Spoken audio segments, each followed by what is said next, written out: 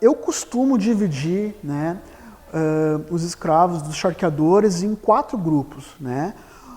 O primeiro grupo é aquele ligado diretamente ao trabalho nas charqueadas, né?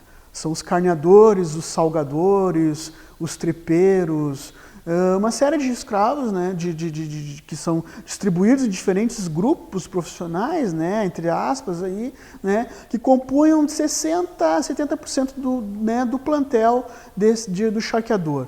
Depois tem um segundo grupo que eu classifico como ocupado em setores acessórios das charqueadas, que seriam as estâncias de criação de gado, ou nas embarcações, né, tinham muitos escravos marinheiros, né, e nas estâncias os escravos campeiros, ou em chácaras e sítios que os charqueadores tinham para o interior, também tinham escravos, né, lavradores, enfim.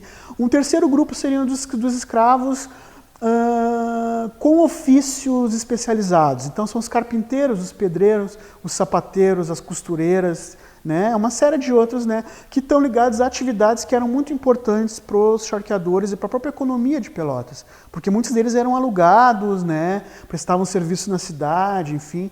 E o quarto e último grupo são dos escravos domésticos, que é um grupo importante, né, que envolve as escravas domésticas, os copeiros, né, as lavadeiras, mucamas, que é um grupo importante. O Barão de Butuí, por exemplo, ele tinha 27 escravos domésticos. É um número muito grande, número comparado a de outras elites do centro do país, tá? Que o que é? Denota a importância que esse cara dava, né, para ter uma vida com conforto na cidade, rodeada de serviçais, né? Tem um boleeiro lá que dirigia, né, que conduzia a sua carruagem na cidade, enfim, né? Então a divisão era essa. Os mais caros, pelo que eu percebi, eram os carneadores, que são os principais escravos, né, da charqueada, que vão carnear os novilhos, enfim, e os copeiros, né?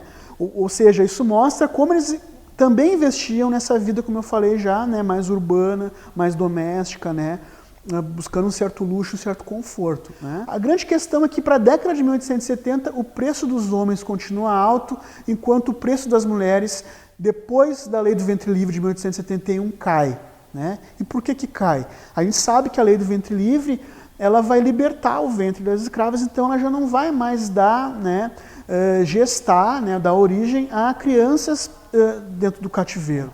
E na década de 1880, no início, o preço de ambos já começa a cair, o que ajuda a gente a perceber que a escravidão já estava com seus dias contados. Muito embora os charqueadores fossem muito apegados, né, a essa mão de obra escravizada, né, e eles não, como eu já disse, né, não conseguiram reverter esse processo. A história da população negra, ela é uma história que até aqui sempre dependeu muito do relato dos não negros. Também dependeu muito do fato de a população negra não ter como traço cultural o registro da sua própria história, por várias circunstâncias.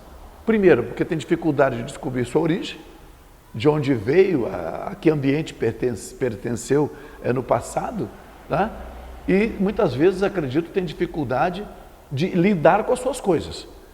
Por que eu sou assim? Por que eu ajo assim? Por que eu tenho esse sentimento? Porque eu não tenho a referência do passado. Então essas referências estão postas hoje de diferentes maneiras, por diferentes pessoas com diferentes olhares, e que necessariamente não são pertencentes a essa população negra. Então, quando eu digo que de certa maneira é tardio quando alguma coisa é revelada, ou esse processo tem um atraso significativo, é porque a população negra não conseguiu apropriar-se ainda, né, da busca da própria história e de como lidar com esse conteúdo para colocá-lo na devida dimensão, no tempo e no espaço.